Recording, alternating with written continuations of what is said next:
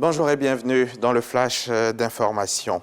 C'est reparti pour le FENA, le Festival national de l'Afrique, et c'est la 4e édition cette année.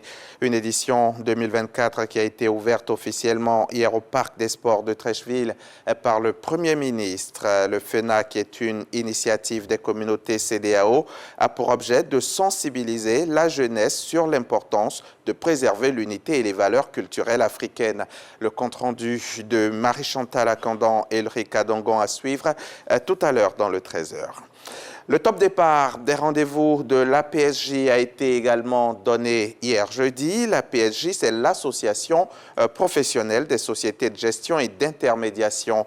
Ces journées organisées ont pour ambition de sensibiliser les populations sur les opportunités qu'offre la bourse dans l'amélioration de l'avenir financier. Les précisions de Jean-Luc Bangbo. Les rendez-vous de l'APSGI, l'association professionnelle des sociétés de gestion et d'intermédiation, un espace de réflexion et de dialogue initié pour sensibiliser les investisseurs individuels. Nous allons démontrer que la bourse n'est pas seulement une plateforme de spéculation, mais un outil pour construire un patrimoine, financer des projets de vie et participer activement au développement de nos économies. Sous le thème « Avec la bourse, investir aujourd'hui pour mieux vivre demain », les participants de cette 2e édition des rendez-vous de la PSGI explorent les opportunités offertes par la finance de marché. La bourse n'est pas compliquée, ce n'est pas quelque chose de, entre guillemets, sorcier, c'est quelque chose de tout à fait pratique et qui permet aux investisseurs de se faire de l'argent. Trop longtemps, la finance a été une notion abstraite et ça a rendu la population, ça a mis la population à la merci d'autres alternatives d'investissement qui sont beaucoup moins sûres que la bourse. Il faut comprendre que la bourse, c'est une option d'investissement qui est régulée, donc qui protège l'épargne. Parmi les participants, des novices venus découvrir un univers parfois perçu comme complexe. J'ai entendu parler des investissements en bourse, mais il faut le dire, c'est maintenant que je m'approche pour en savoir plus.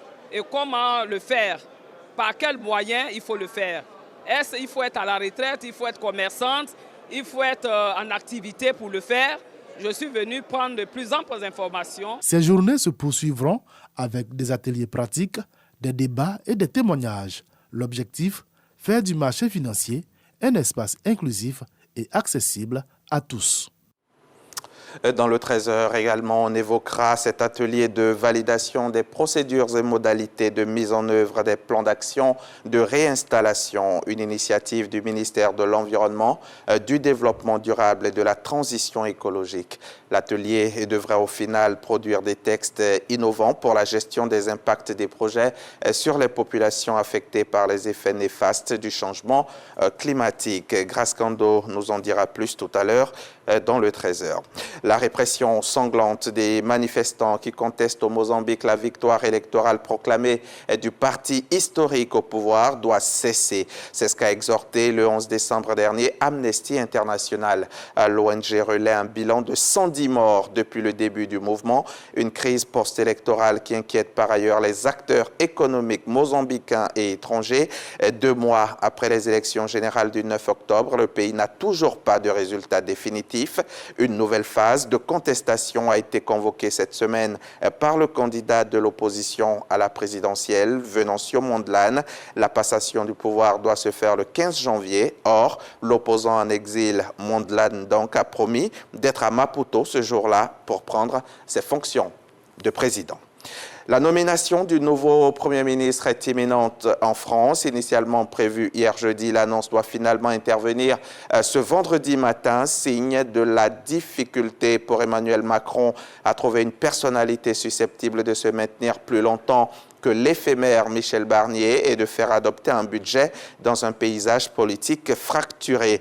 François Bayrou, un des choix possibles pour Matignon, est reçu à partir de 8h30 à l'Élysée. L'ancien ministre des Affaires étrangères, Jean-Yves Le Drian, a confié à l'hebdomadaire breton Le Penthièvre qu'il avait refusé le poste de Premier ministre pour lequel le président Macron poursuit ses consultations. Bernard Cazeneuve, Roland Lescure, Catherine Vautrin ou bien encore Sébastien Lecornu figurent également parmi les non-cités.